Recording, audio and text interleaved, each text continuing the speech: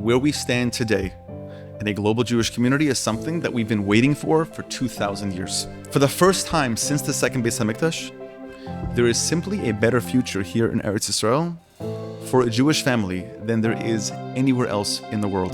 That's really what this is about. We are about building a chinuch platform and a chinuch ecosystem that is geared and uniquely tailored for the Olim community. So, welcome to another episode of the HomeBound to Eretz Yisrael podcast, where we talk about all things Eretz Yisrael, all things good, the greatness of Eretz Yisrael, why everyone should live in Eretz Yisrael, the coming of Mashiach, as you know, if you've watched any of the videos. And today we are joined with a very special person doing some extremely holy work, Rabbi Shimon Cronenberg. Yes, absolutely. Michal, thank you so much for having me. It's a big zchus to be here with you today to talk about what's going on here in Eretz Yisrael and some of the amazing things that our community here in Beit Shemesh specifically has with the things that have been going on over here. Some unbelievable ideas.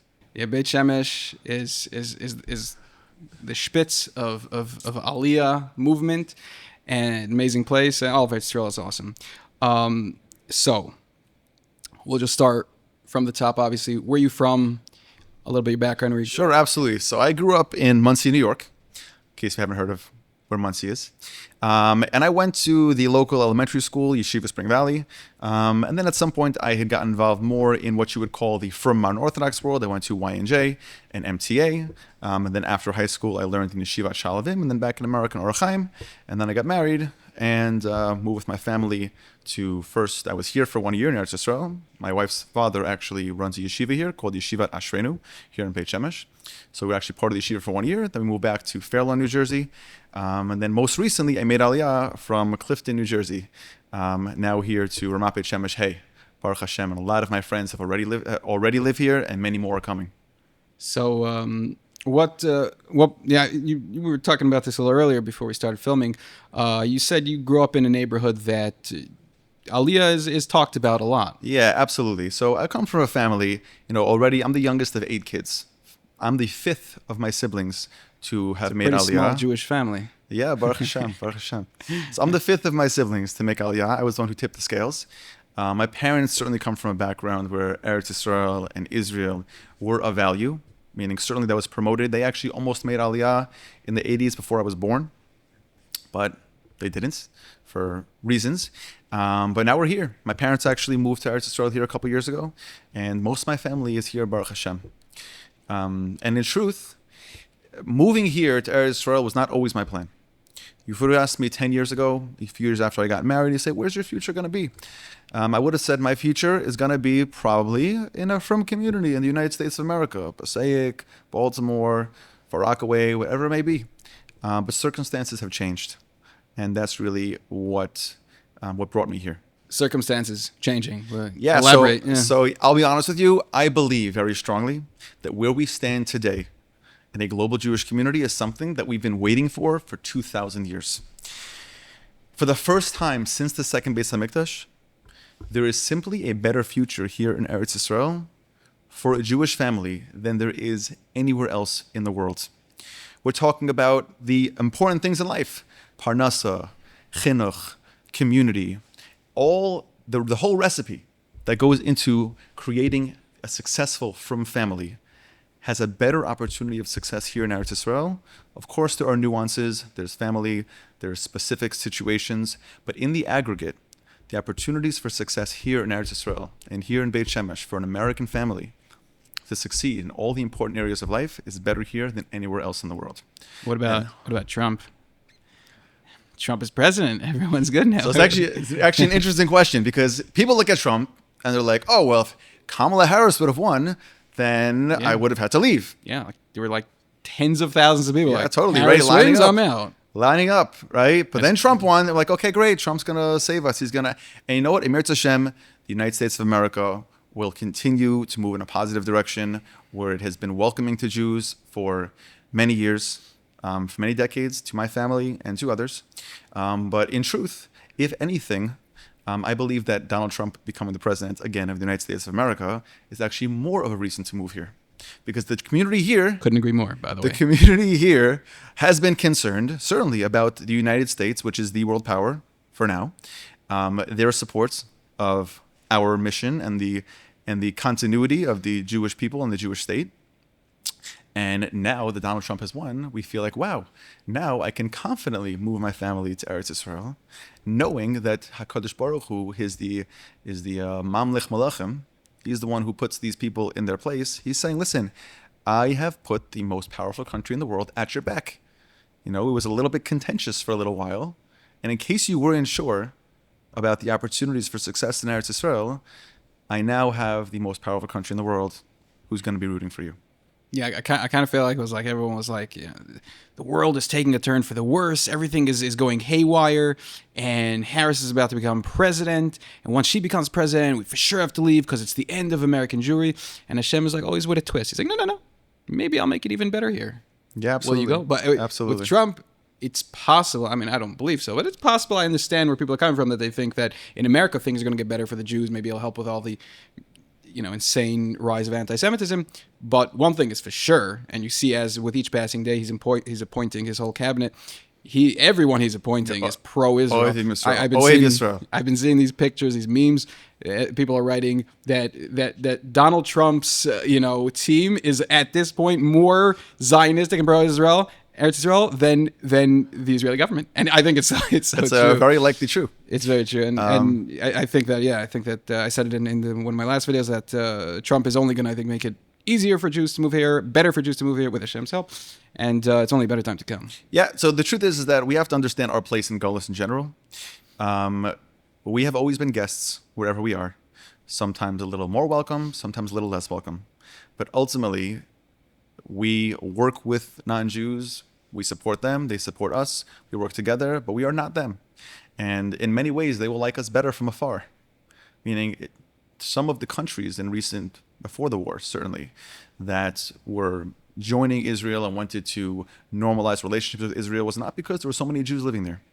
It was simply because they saw that the brightest, smartest people in the world were living in this country.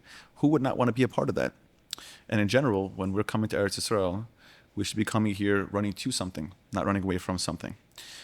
And one more thing, and actually a mutual friend of ours actually alluded to this a little while ago, is that the chesed that HaKadosh Baruch Hu is doing now, not only is he creating this opportunity now here in Beit Shemesh and around other places in Israel, for a family like mine, to pack up a metal container, put your whole life in it, come here, move to your apartment, move to your community, that everyone because they're all your friends from where you grew up, have your metal box, dropped off, unpack it into your apartment and continue your life here. Not only has he created that opportunity, which has never been such a thing like this before, he's not hitting the main breaker in Golus right now. But certainly you see in Europe and certain parts of the United States, he is dimming the lights and he is lowering the music. But at the same time, a little bit of the refuah before the mako. Here in Eretz Yisrael, we have the refuah. And the makkah should hopefully not be such a makkah, or should be no makkah. But there really is an opportunity here today for people to move here like it's never been anything like this before. Yeah, Baruch Hashem. I'll just mention something interesting that I just saw recently. Someone, a friend of mine, sent me some writing from Rav Aryeh Kaplan. He wrote some small book. It's called, I think, The Real Messiah. I don't know if you've heard of it, like what to answer Christian missionaries. And he talks in that book about that sefer about how this enlightenment of the world, that people are trying to pursue peace and caring about each other and put an end to bad things. Without God, you see what the left in America and around the world, how people take without the Torah. Yep. There's no guidance, so they think Sinwar being a martyr is good. So obviously it's crazy, but he talks about how all the enlightenment and all the prophecies of giant fruit that's going to come from science and all the peace in the world is actually going to come from natural, just this enlightenment of people wanting to live a better life, and the Mashiach is actually going to be a person who's going to teach the world how to utilize the Torah to understand this new age thinking, which has so much potential. So what am I leading up to? That it is very possible that the whole scary, Gog and Magog before Mashiach, that's in the past with Hashem's help. That was the Holocaust, whatever it is. And right now, what we might be experiencing, if Rav Aryeh Kaplan is correct, and I hope he is correct, he brings a lot of sources, that Trump and his team and what's happening now might be leading into a natural coming of the Mashiach, of a natural progression. You see how he won all the votes, the popular votes, and I don't know the name of all these votes, but he won everything. They call it the red wave, whatever that means. Red wave. The red wave. And why is that? Because when people experienced what they just experienced with Biden, they experienced what evil looks like, what stupidity looks like. The truth is, I think most people are looking for the truth, and people say we need to be in America to be a light unto the nations, but what they don't realize is that for us to truly be that powerful light unto the nations, we are that bright light from Eretz Yisrael. Absolutely. It's like the sun. We don't want the sun to come into the world. When you concentrate all that power in one place, it's the strongest, and then it can shine on the whole world. So when we are in Eretz Yisrael, then we shine on the whole world. So that light unto the nations is from Eretz Yisrael. Yeah, absolutely. And even in America, no one says like, oh, we should leave our from little ecosystems and go out to move to random not Jewish communities. And we generally band together. We create an unbelievable society, a little micro society that we have, and then people see it like, wow, that's something amazing. Like maybe we can replicate that. And that's how we're in Orla Game. We always come together as a community. Why not come together here in Eretz Yisrael if we can? Right. And you see the Yachtis after October 7th, when Jews come together, we create something that blows the minds of everyone across the world. And that's when we're the light into the nation. That's when people say like, wow, humans can truly become unbelievable beings, godly beings. No, Well, that's the premise. I've learned, and I've discussed this with many about the Dor HaFlaga. I mean, we're all familiar with the Medrash, little kids. We learned this, like, oh, they wanted to fight with Hashem, right? Question is, what's the Havamina? Like, these people clearly knew of a Kadosh Baruch Hu, meaning many of them have experienced or heard about the Mabul. What was the Havamina? They could fight with Hashem. The answer is very clear. The pasuk says they were Safa Achas, and they were completely unified. And they looked at each other like, wow, like we genuinely believe we can take on God at this point. And they tried. Then Hashem said, oh, I gave you an opportunity for complete unity, and this is what you do, Zechi Lam Nasos. And then he said, no more. That's really why there will never be world peace. But that's another story for another day. Yeah. Okay, amazing. So I want to just get into, obviously, the really important thing, which is something that really connected us originally a few months back already, and something that's really going to be game-changing for the world, for Klal Yisroel, but inevitably the world, like we just said. If we're doing well here, the world is doing well. So you are one of the big issues in Eretz Yisrael. It's not, I mean, people think it is a big issue. The education system, especially when people are coming here with older kids. How do they adapt this and that? And apparently you came here with a plan to change all of that. So obviously that's like, we got to talk about this. Okay, let's get into it. I'll be honest with you. Everything that I'm doing here is an outgrowth of things we've just discussed. Meaning there are families all over the world, particularly in the United States of America, that Eretz Yisrael and Israel have always been of value. They've discussed moving here, but circumstances had it that they felt that the prudent thing to do was to remain in America, remain in England, wherever it may be. And that was right for the family. And the truth is they probably were right at the time, because the opportunities for success here for families, most people came here despite the cheshbon. Meaning, it may have made sense to stay where they were. They have more family there, there's more opportunity, their community, all of that. And they came here because they believed they wanted to succeed and live here in Eretz Yisrael, because that was the most important thing to them. Many of them came here, and it was tough. It was tough. It was tough community, there was tough parnasa, and there was certainly tough in the chinuch system for a number of reasons. Obviously, there's the social adaptability, meaning everybody needs to feel that they are surrounded by people, that they're peers, they have a shared life experience, they understand each other. There's the education. The education style here is somewhat different than it is in America. And then certainly there's hashkafic issues, that the certain hashkafas that are quite popular and quite well accepted in America, where these families are coming from, doesn't necessarily translate, or has not necessarily translated here well over the years. But that's changing. That has changed and is changing. And that's what Mesivta Yesodei Israel, which is the school that I'm founding, with a number of extremely talented mechanchim here in Beit Shemesh. That's really what this is about. We are about building a chinuch platform and a chinuch ecosystem that is geared and uniquely tailored for the Olim community. When we think about what a family who is making Aliyah today in 2024 needs to succeed, they need their children to be in an environment that their peers and mechanchim and mentors understand them, understand where they're coming from, where they are, and most importantly, where they're going as the future most integral parts of Israeli society. They need to be in an environment that has a pedagogical approach that very much reflects what has worked and where they're coming from, that is rooted very heavily and very deeply in relationships and mentorship and the development of the self, not to exclude the X's and O's that are necessary for someone to succeed economically, to succeed socially, to succeed as part of the greater community, of course, and it's all intertwined. And lastly, there are certain hashkafic issues that have not translated well here. Kids would come here and they're trying to find that middle ground. And families would come here and they say, well, the worst thing for me is to be alone. And I've seen other families over the years that have tried to come here and find that middle ground, one that respects the responsibility towards HaKadosh Baruch Hu and being an Eved Hashem. We have to inculcate our children and invest in them the values of Torah, mitzvos, chesed, community, Am Yisrael, Eretz Yisrael, all those things. But at the same time, we believe in being a member of society and be able to work with others who are not exactly like us, and ultimately be the most impactful leaders in the future of Klal Yisroel here in Israeli society. And that's really what our whole chinuch ecosystem is all about, creating that on-ramp for families who are looking to continue their futures here in Eretz Yisrael. I get calls daily from families that I was a Rebbe in Heichal HaTorah in Teaneck, New Jersey, before I moved here. That is a highly successful, very well-liked high school that has really been R.A. Steckler, who was one who founded and runs the school, has really been a trailblazer in that middle path, the not super yeshivish, not super modern Orthodox path that is growing in America. This is really what the people who are coming here, this is what they want.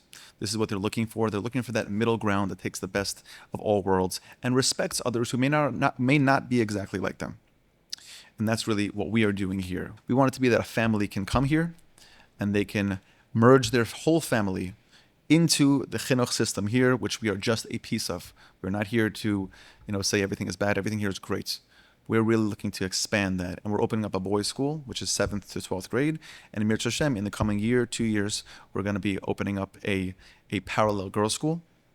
And we're also actually looking in already to opening up a post-high school system that can really on-ramp one of our students to being a part of society here and a leader in such. Yeah, this is fantastic because, it makes my life easier because I put in a lot of work to promote Aliyah, and one of the big things, obviously, top of the list is education. So now all those people that have those 13, 14-year-olds who are like, what am I supposed to do? I missed the boat, so that's right. it. Yeah, now every time I talk, I'm going to flash your yeshiva's name, and it's like, no excuse now. Right. The truth is, the narrative is true. Meaning, it did come from something. My wife's family made Aliyah in 2006. Right, when she had just finished 8th grade. She was super charismatic, had tons of friends in America, and was going to go to one of the popular schools in northern New Jersey. And her family's like, okay, we want to live in Eretz Yisrael, which is beautiful. We're all for it. They sent her to an Israeli school because the common wisdom at the time was, throw your kids into the school and they'll just grind it out and eventually they'll love it. It did not work. She ended up dropping out of high school after 10th grade, got a GED, went back to America and said, I'll see you when Mashiach comes. Baruch Hashem, circumstances have changed and we were able to get ourselves back here. But unfortunately, that's not an uncommon story.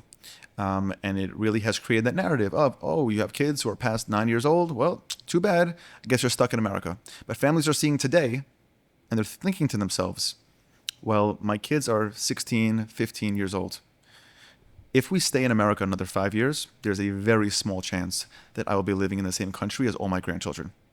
We've been supporting and promoting Eretz Yisroel since my kids were little. We go visit for sukkahs. They're all going to yeshivas and seminaries there. We all have aunts and uncles and family living in Beit Shemesh or Modi'in or any other community that has Olim living in it. if all of our children end up staying in America, that would be somewhat of a failure. Meaning if you have a family of 6 kids, there's a good chance 1, 2, 3, 4, maybe more are going to end up living here. So these families are kind of stuck. So looking at themselves to say, well, so many of our friends have moved here the last couple of years. I come to visit. This is nothing like the community was 15, 20 years ago when they went to seminary or yeshiva. And they say, there's no reason I can't live here.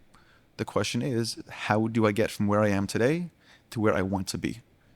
Where is that off-ramp and on-ramp to Eretz Yisrael? That's really what this is about. The Eretz Yisrael of today is not the Eretz Yisrael people still make believe it is. It's a communist country that doesn't let you serve Hashem. They're going to take your children, put them on the front lines, and it's yeah. So like, there's a couple of these little things that need to be fixed, and this is one of them, and you're fixing that. So this is like it's a really big deal. So obviously, the first question that comes to mind with the yeshiva with older kids is the language. How are you going to be giving over? I'm assuming the school is going to be English speaking. Yeah, so the school is definitely going to be made up of English speaking machanchim, English speaking kids. And in terms of the language, there's no question that a kid needs to learn Hebrew if he's going to succeed and be an articulate member of society over here. At the same time, we also need our children to develop in the other areas of life and to be able to form meaningful relationships with mentors and peers and be confident about themselves and succeed.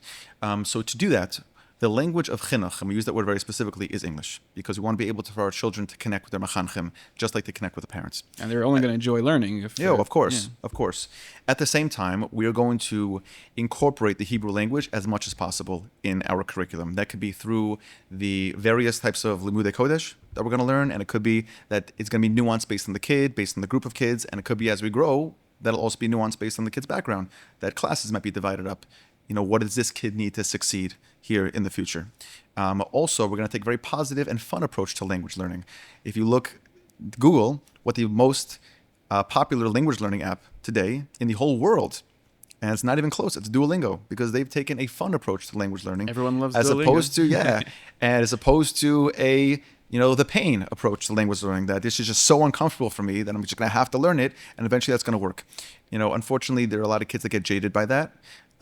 Kids are not as resilient as they once were, and we're going to, whether it be through after school or during school programming that is immersive Hebrew, working with other kids or younger kids that only speak Hebrew, and the only way you're going to succeed with your friends is by learning Hebrew and then utilizing those skills in real life.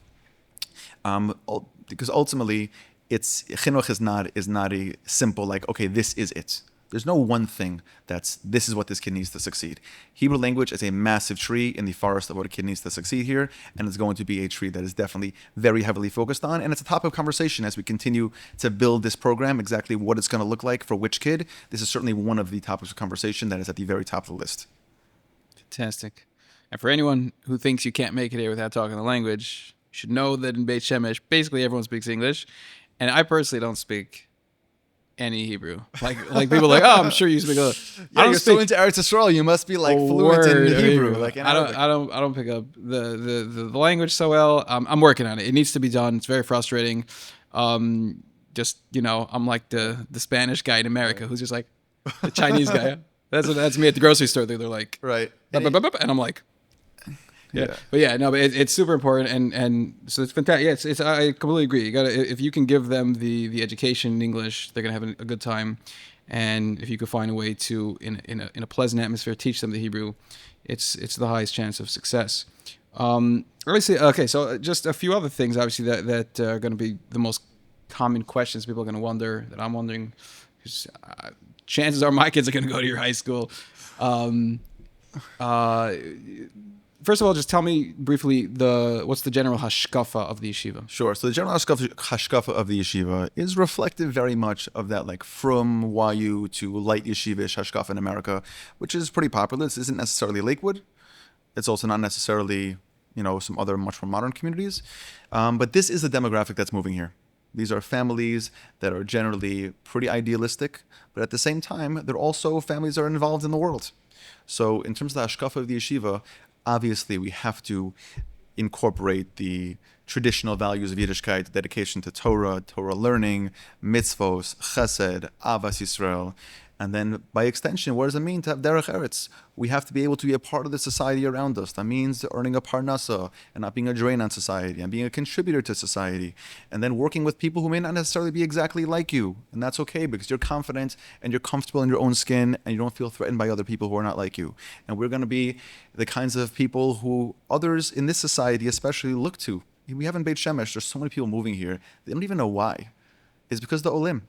They see us, they come here, we come here, they see something just much healthier about the way we live our lives. Much more of an abundance mentality. We wish positive for everyone. It's not me against you.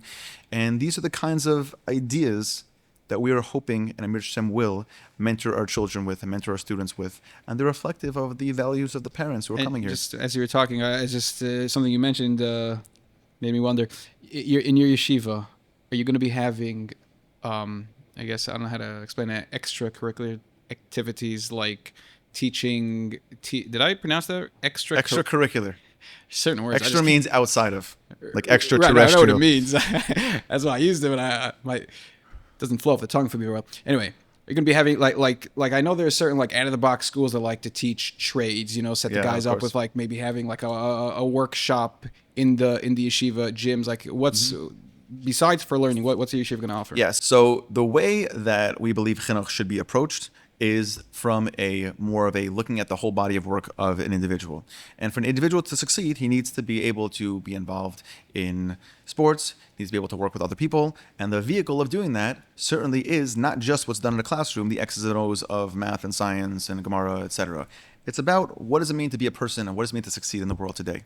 And to do that, we are certainly going to incorporate a lot of those things that you find more in the American schools, sports, music, relationships, building outside of the classroom, opportunities. Chesed certainly is going to be something that's very important to us, and especially when it's growth through chesed, meaning being able to take our students into the community and be able to work with other people in the community. And that's where opportunities are found as well. You build relationships with people who can mentor you, who can get you involved in something, and also discover what you're passionate about. The only way to discover what someone's passionate about is by getting out there, getting involved in things, trying different things, meeting people who you connect with. And that's ultimately certainly a big, big emphasis in our chinuch program. And the yeshiva is going to, when the kids are finishing after 12th grade, is the yeshiva going to be offering, getting them started on jobs and a career or yeshiva or whatever it might be? So we're actually working, for the boys at least right now, on opening up a post-high school yeshiva. That's actually going to be starting with an American program, meaning for kids who are living in America, similar to the other American yeshivas here. And then afterwards, once that's established, creating a program for Olim, yeshiva for Olim. It is likely going to be a program that includes an option for the army. I'm sure that's one of the questions we're going to ask. That was the next question. I may as well just lean into it right now. Hop right in. Yeah, I was going to ask. What's with that? It makes sense that the dichotomy that exists today. Because you see people come here and they see maybe the chevra that does believe in the army and does believe in Eretz Yisrael and all those things. And like, wait, as much as I share so many values with you, I don't know if I can buy that whole thing. And that's okay. That made sense why they felt that way. And those who came and went to the opposite direction, it makes sense why they felt that way, because they said, wow, I mean, if I'm going to be a part of that community that doesn't believe my kids can go to school and earn a parnasa, like, I do believe in Yiddishkeit, I do believe in Torah, I do believe in mitzvos, but I'm going to have to maybe lean right and compensate for it, maybe some of the things that I feel are missing in my community. That dichotomy makes sense. There are, however, Baruch Hashem, so many people, much bigger than me, who are working on creating a path forward where we can be a part of the shared responsibility of protecting Am Yisrael, which in Hashem should never be needed, certainly not like it is today. Protecting you and I here in Beit Shemesh so we can sit at our Shabbos table and sing Zmiros in peace and comfort, that people can share in that responsibility without compromising on the values that we've worked so hard to instill in our children. And we are part of that. We are part of that. We are certainly in that camp. That doesn't mean everybody has to go to the army, and it doesn't mean that if you don't go to the army, you're missing out on something. If you believe in Eretz Yisrael, we live in the state of Israel, we need people to defend us physically, we need people to defend us spiritually, and ultimately, we're all part of that collective. It's part of Holiness Hashem here in Eretz Yisrael. And like, something I've said in my previous videos, people always like to say, if my kids go to the army, they're going to get influenced. And I always say, well, if you train your kids, if they go to the right yeshiva, and sounds like your yeshiva is probably going to do a good job at that,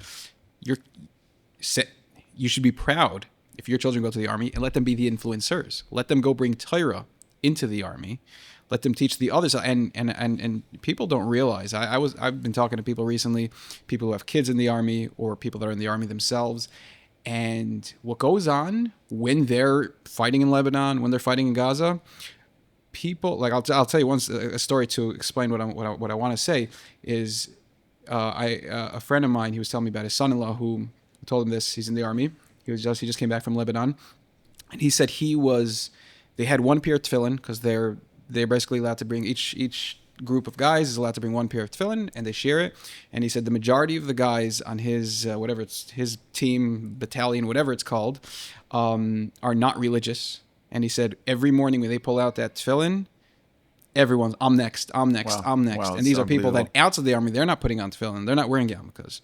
But something about being out there, it changes people. And so many people people say people come back from the army and then they're less religious and go off the derech. I'm not going to say that's not true for some people, but people don't talk enough about the opposite. How many people come back from the army so religious and so spiritual? Maybe not every single one of them put on a yarmulke right away, but the army is a place where people see things, they get influenced, and the more people going into the army, the more young guys going into the army who are spiritually strong and know how to answer questions, know how to talk to people, know Torah, the right Torah.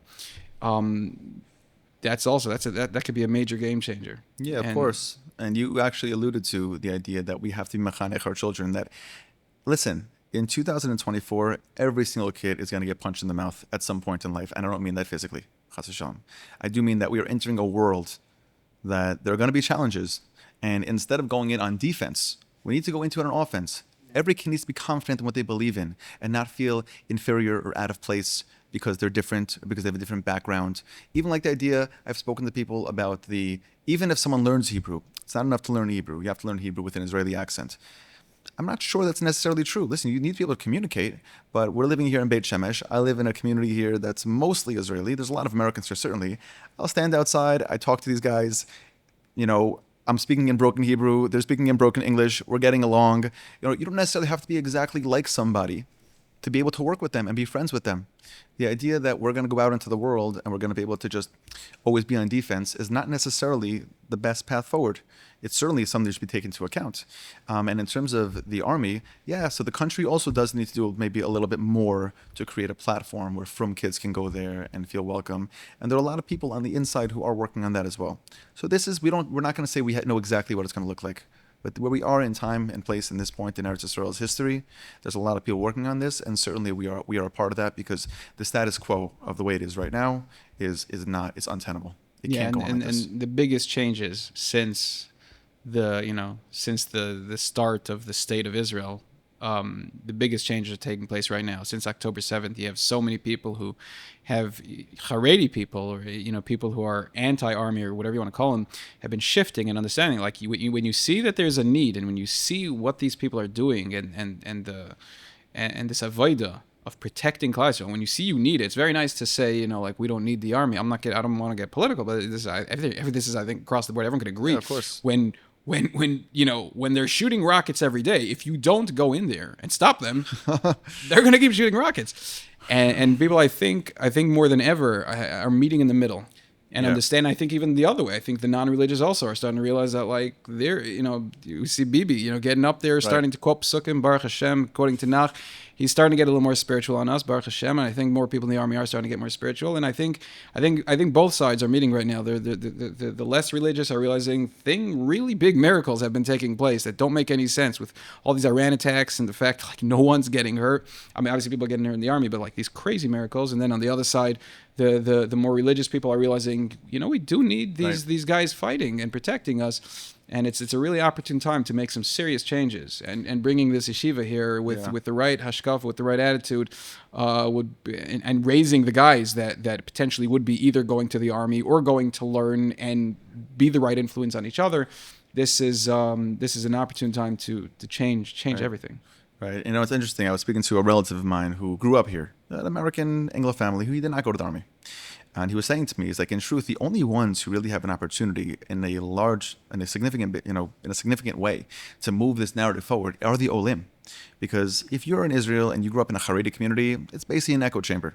right? Everyone's sort of saying the same thing. You grew up in a Chiloni community or a Dati Lumi community, they're also kind of saying the same thing. You would have to like leave the community in many ways to engage with the other side or another group of people. We come here, we kind of like, okay, you have some good stuff to say, you have some good stuff to say, a lot of good things to say, but we come here sort of ourselves, and each side kind of views us as like, I can connect with you because you kind of look like me, like I wear, a jacket and a white shirt and I walk around, so like I'm not so intimidating to a Haredi. I'm also certainly not so intimidating to someone who's not yet religious either. So they look at us and like, wait, there is like a way we can meet somewhere in the middle, and circumstances have it that today we kind of are forced to have these conversations, and I think the sides are finally talking to each other in ways that maybe there was no impetus for. They didn't have to before. And they're saying like, you know what? You're not as bad as they say. And you're not as bad as they say. And maybe we agree on many more things than we thought we agreed on. And I kind of understand where you're coming from. And I kind of get where you're coming from. And not to say that they're not fringes on both sides, that are not even interested in having a conversation. But certainly the Olim who are coming here, and in this city in particular, in Beit Shemesh, the Olim who are coming here, are really pushing that conversation forward, because both sides end up seeing us and they're like, can I be part of what you're doing? And that's how we're not going to here to solve every problem here, but we certainly believe we can, Emir Hashem, while we are successful ourselves, be a part of moving that conversation forward. Yeah. Throughout all of history, every single time there has been major, I shouldn't say every time, but a lot of times that there have been major changes in countries or nations. It's the introduction of other people, either migrating to that place or a war breaking out and another country coming in and taking over, whatever it is. And we're bringing sort of this politically correct, sweeter, more meet in the middle mentality to Eretz Yisrael, which Israelis are, either hardcore anti-religion or hardcore Haredi. And the more Olim that are coming here, you can see, anyone that's living here can see it firsthand, that the Olim are the ones that are perfecting Eretz Yisrael. Yeah, and it's almost like the Shvatim. You need all the Shvatim for perfection. So I don't know who's from which Shevet, but definitely the mix of Sfardim, Ashkenazim, Hasidim, Israelis, Americans, Europeans, and we need everyone. And but definitely the people coming from America specifically are the spitz of what's happening. And I would like to emphasize that you and I think this is not emphasized enough by our community. You and I have to have tremendous hakaras hatov to the native Israelis for what they have gone through over the last 75 years to create this opportunity for you and I to come here. Meaning, basically, they all did the work. They did all the work. They went through all the challenges, all the paranoia, all the fighting, all the everything. So you and I can just move here today like, oh, okay, like this has always been here. This has not always been here. Meaning we are here because of the generations that came before us. Even me personally, I've said it out loud to my older siblings who moved here 20 years ago. Had you not done this, I wouldn't be able to be here today, because you guys started paving that way when it was the road much less traveled. Yeah. And if I was your age, I probably would not have moved here. I probably would have stayed in America. And I never would have had this opportunity. And I'm incredibly grateful to be my age with my kids who are sort of younger still at this time, to be able to come here. And it's only because those who have, gone through it before us to create this path. I'm feeling like the moral of the story here is that everyone should move to Eretz Yisrael.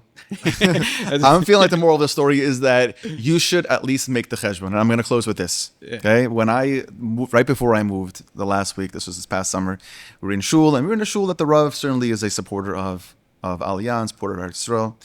And he said, as a pitch to Aliyah, say, listen, the last place Klal Yisroel had to overcome to come to Eretz Yisrael was Sichon, Melech, Cheshbon.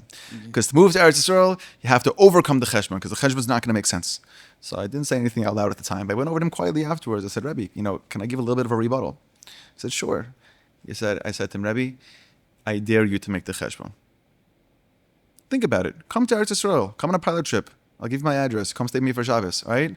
See what the chinuch of your children is going to look like. See what Parnas is going to look like. See the communities over here. And after doing the proper analysis, you feel as though, listen, I still believe, because of whatever reason, my parents, my siblings, that it's better to live in America, by all means, please do it. You have my support. We're going to be best friends. But at least make the cheshbon. And I think that a lot of people who actually make the cheshbon, a lot of people are making that cheshbon. Meaning, certainly, the inspiration of people like you who are actually actively going out there to try to get people to make that cheshbon, and then people like me, Eretz Hashem, who are going to deal with the logistics of actually getting here. After the inspiration, after looking into it, is this actually feasible? We are trying to create that path, and that's what we're doing is all about. That's what our school is all about. That's what the Yesodei chinuch system is all about. And in Hashem, we're just getting started, and we really hope that people will get involved in what we're doing, hear about what we're doing, come up with more ways to create that on-ramp here to Eretz Yisrael, because that's ultimately the mission, if you had to say it in one word, is Aliyah. We want an opportunity for more people, upright, confidently coming to Eretz Yisrael and building their futures here. Absolutely. Yeah, I would bless you that you should have major success, but you will have major success because you're doing God's work, and Hashem blesses those who do His work. So I'll bless you anyway. You should have a lot of success. I'd say Birchas Hedyok, you're not a Hedyok, so you're just... We're looking forward. It's amazing. You should be so blessed. And I'm really excited for the yeshiva. I'm really excited to see what's going to happen. We started doing some work together, and I'm excited to be part of what you're doing. And that's why you came on today. We wanted to really just talk about these changes, what's happening. It's Baruch Hashem, it's unbelievable. Yeah. And if someone wants to hear more about what we're doing, our particular institution, and Mesivta Yesodei Yisrael of Beit Shemesh, you can Google that. myy.org.il. I'll put it in the YouTube description. It'll be in the YouTube description. I'll put it right here, like on the screen. I don't know where I need to point. Sometimes people point like right here or there. Let's or left. see right here. Well, It'll be on the screen. It has to be on. Well, the truth is, we have to some of the internet filters. They get rid of all the comments and description on the bottom, so I have to figure that out. I guess. Yeah. Well, we're gonna put it on the screen. Well, you'll find it. Mesivta Yisrael Beit Shemesh on the screen. The name. We're gonna put the phone number and then yes. And if you are address. thinking about building your future here in Eretz Yisrael, whether you're a family in Brooklyn, Lakewood, Muncie, Teaneck, Bergenfield, 5 towns, Baltimore, California, Chicago, Florida, Cleveland, etc. Other places. We would love to speak to you because this is something much bigger than the institution. This is about something we've been waiting 2,000 years for, about the future of Am Yisrael here in Eretz Yisrael. And we would love for anyone listening to this to be part of it. Amen. Okay, amazing. Well, thanks for tuning in to another episode of the Eretz Yisrael, HomeBound Eretz Yisrael podcast. Anyway, thanks, Shimon, for being here. Yes, thank you. Thank you so much for having me. You're awesome. And all right, we'll see everyone next time.